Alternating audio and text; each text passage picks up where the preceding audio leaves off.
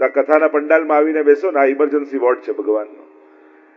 જે વર્ષોથી સાધના કરતા હોય પણ જયારે કથા પંડાલમાં આવીને બેસે તો પ્રભુને થાય કે આને મારી જરૂર વધારે લાગે છે, અને એટલા માટે કથામાં આવીને બેઠો છે.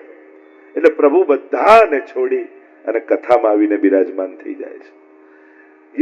એટલે જ કહ્યું છે કે ક્યાં હું હોઉં છું. નારદજીએ પણ કહ્યું પરમાત્માને કે ઘણી વાર વૈકુંઠ આવીને મને ધક્કો પડે છે, પણ આપ મળતા નથી હોતા. ત્યારે પ્રભુએ કહ્યું, નાહમ વસામિ વૈકુંઠે યોગી નામ હૃદય ન ચ મદભક્તા યત્ર ગાયંતી તત્ર તિષ્ઠામિ નારદ. જ્યાં મારા ભક્તો ભેગા મળીને મારા ગુણગાન કરતા હોય ત્યાં હું ચોક્કસ હોઉં છું. અને આ કથા વિશેષતા અનેક લઈને અહીં ઉપસ્થિત થઈ છે. આ કથા એક તો જેમ પૂજ્ય પિતૃચરણે કહ્યું એમ કડી ખાતે મારી પહેલી કથા છે. આજે દુનિયાભરમાં વિશ્વમાં કોઈ મોટો દેશ યા કોઈ મોટો સિટી એવું નહીં હોય કે જ્યાં આ ભાગવત કથા ન ગઈ હોય, પણ જ્યાંથી આ કથા નીકળી છે એના ઉદ્ગમમાં જઈને આજે સમાહિત થઈ છે, એનો મને પણ આનંદ છે. કારણ કે જેમ પિતૃચરણે કહ્યું કે દુનિયામાં ગમે ત્યાં જાઓ પણ પાછળ કાઉન્સમાં કડીવાળા તો લખેલું હોય છે. અને આ કડીવાળાઓએ જે કડીઓ જોડી છે, વિશ્વમાં એકમાત્ર આપણે એવી સંસ્થા છે જેણે ભારત વિશ્વના 5 ખંડોમાં શ્રીનાથજી બાબાની હવેલીની સ્થાપના કરી છે.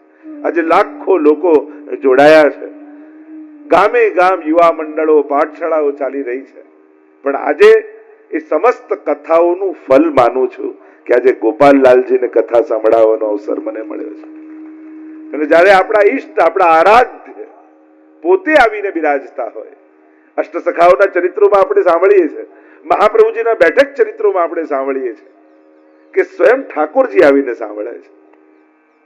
અને એમ પણ ભાગવતના કોઈ શ્રોતા હોય તે ભગવાન છે.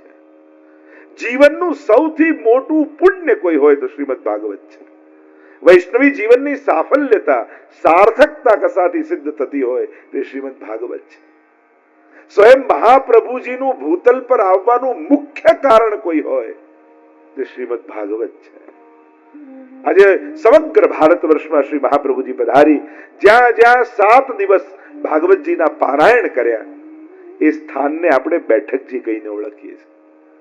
શ્રી ભાગવત ગૂઢાર્થ પ્રકાશન પરાયણ શ્રી મહાપ્રભુજીનું નામ છે સર્વોત્તમ સ્તોત્રમાં. ભાગવતજીના ગૂઢ અર્થોને પ્રકાશિત કરવા માટે શ્રી મહાપ્રભુજી ભૂતલ પર પધાર્યા છે. ભાગવત સુધારસ મત કે અપનો પંથ જતાયો તુમ શરણાગતાયો શ્રી વલ્લભ તુમ શરણાગતાયો. આ પુષ્ટિ માર્ગ શું છે? આ ભાગવતના સમુદ્રનું મંથન કરી જે નવનીત નીકળ્યું એ તો મહાપ્રભુજી આપણને પુષ્ટિ માર્ગ રૂપે આપ્યું છે. એને પુષ્ટિ ભક્તિ કહો, એને નિર્ગુણી ભક્તિ કહો યા એને ભાગવતી ભક્તિ કહો, આ બધા સમાનાર્થી શબ્દો છે. એટલે વૈષ્ણવી જીવનનું સર્વોપરી પુણ્ય એ શ્રીમદ ભાગવત કહેવાયું છે. અને આ એક એવું સત્કર્મ છે કે જેમાં બધા જ સત્કર્મો સમાહિત છે. તમને એમ થાય કે હું આ પાપનું પ્રાયશ્ચિત કરું, આ પુણ્યનું સંચય કરું, તો દરેક પાપના પ્રાયશ્ચિત જુદા છે, દરેક પુણ્યોના ફળ જુદા છે. પણ આ એક સત્કર્મ એવું છે શ્રીમદ ભાગવત જે સમસ્ત પાપોનું પ્રાયશ્ચિત છે અને સમસ્ત પુણ્યોનું ફળ છે. આ એક સત્કર્મ કરી લેવા માત્ર શ્રી વલ્લભાધીશ પૂજ્ય પિતૃચરણે પધારીને કૃપા કરી. જેમના માથે ગોપાલ પ્રભુ બિરાજે છે એ જયારે આપણી કથામાં બિરાજતા હોય તો ગોપાલલાલજી એમના હૃદયમાં બિરાજીને આપણી કથામાં આવી ગયા.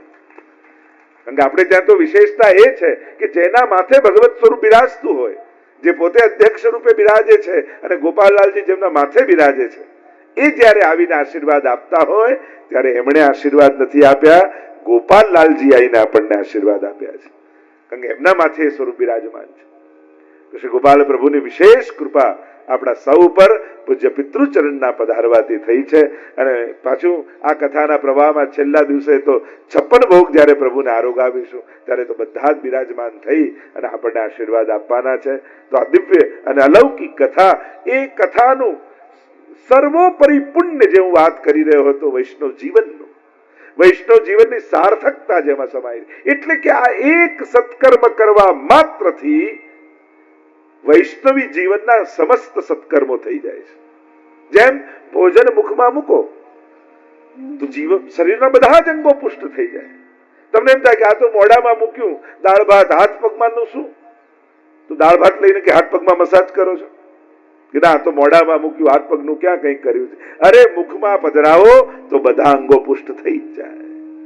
એમ જ જેને જેના જીવનમાં એકવાર શ્રીમદ ભાગવત કરાવ્યું છે એના જીવનમાં સમસ્ત પુણ્યો અને સત્કર્મો થઈ ગયા માનવા. જેમ મુખમાં ભોજન નાખવાથી બધા જ અંગો પુષ્ટ થઈ જાય છે, એમ જીવનમાં ભાગવતના પ્રવેશ માત્રથી સમસ્ત સત્કર્મો પ્રભુ માની લે છે. એટલે હું તો ઘણી વાર કહું, આ 3 સત્કર્મો દરેક વૈષ્ણવે જીવનમાં કરવા જોઈએ. વૈષ્ણવના ઘરે તમને જન્મ મળ્યો છે ને, એ સૌથી પહેલું પ્રમાણ છે કે ગત જન્મમાં તમે અનેક પુણ્યો કર્યા છે. આ પહેલી સાબિતી છે. અને હું નથી કહેતો, ગીતાજીમાં ભગવાન કહે છે સુચિનામ શ્રીમતામ ગેહે. જે યોગ ભ્રષ્ટ જીવ હોય, અનેક સત્કર્મો કરીને મૃત્યુ પામી જાય અને પરમ ફળ ન પામી શક્યો હોય, ત્યારે ભગવાન કહે છે કે એ જીવને હું એવી જગ્યાએ જન્મ આપું છું જ્યાં ભક્તિ કરવાની બધી જ સુવિધા એને મળે છે. જો તમારો જન્મ એવા ઘરે થયો છે કે જ્યાં ઠાકોરજીની સેવા બિરાજે છે, તો માનજો કે ગયા જન્મના અનેક પુણ્યો તમારા ફલિત થયા છે. આનું પ્રમાણ છે. એમને એમ કોઈને વૈષ્ણવ કુળમાં જન્મ નથી મળતો. તમને એમ ભલે એમ થતું હોય કે આ તો અકસ્માત છે, કદાચ હું આ દેશમાં પેદા થયો તો આને માનતો હોત, આ અહીંયા જન્મ્યો હોત તો આને ના. તમે ગમે ત્યાં ગમે તે રીતે જન્મ લીધો હોત, તમે વૈષ્ણવ જ થાત. કારણ તમારી પાછળ જન્મ લેવાના કારણ રૂપે તમારા ગત જન્મની અનેક કરેલા સત્કર્મો જોડે છે. તમારી કરેલી ભક્તિ તમારી પાછળ છે. અને એટલે જ જો ને દીપકભાઈના બા ને અમારા તો દાદીજી યાદ કરતા હતા, બધા કેવા ભગવદી વૈષ્ણવ. આપણે જૂના કડીના વૈષ્ણવને યાદ કરીએ, કેટલા મરજાદીના ઘર આપણા કડીમાં, અને કેવા કેવા ભગવદી જીવો. અને એ ભગવદીઓની ભક્તિ, હું તો એમને એમ જ કહીશ કે તમારા વડીલોની ભક્તિ આજે ફલિત થઈ છે તમારે કારણે, કે તમને ભાગવત કથા તમારા થકી થઈ રહી છે, ભાગવતજી બિરાજમાન થયા છે, દશમસ્કંદની ગાથા ગવાઈ રહી છે. આ કેવલ આપણી વ્યવસ્થાનું ફળ નથી. ઘણી વસ્તુ છે ને આપણા કરવા કે આપણા સામર્થ્ય કે આપણી વ્યવસ્થાના ફળ નથી હોતા. આપણા પુણ્યોના ફળ રૂપે, પૂર્વજોની ભક્તિના ફળ રૂપે આપણને મળતું હોય છે. અને એટલે જ અહીંયા બેઠા છે. હું તો તમને આ જ પ્રશ્ન કરું, કદાચ આ 3 દિવસનું આયોજન ન હોત તો આ ટાઈમે તમે શું કરતા હોત? અહીંયા ન હોત, કથા ન હોત, ક્યાંક લૌકિકની સંસારની ગાંઠો જ બાંધતા હોત. અને આપણે એ ન કરી અને ભગવાનની સામે બેઠા છીએ, ભગવાનના ગુણગાન સાંભળી રહ્યા છીએ. કદાચ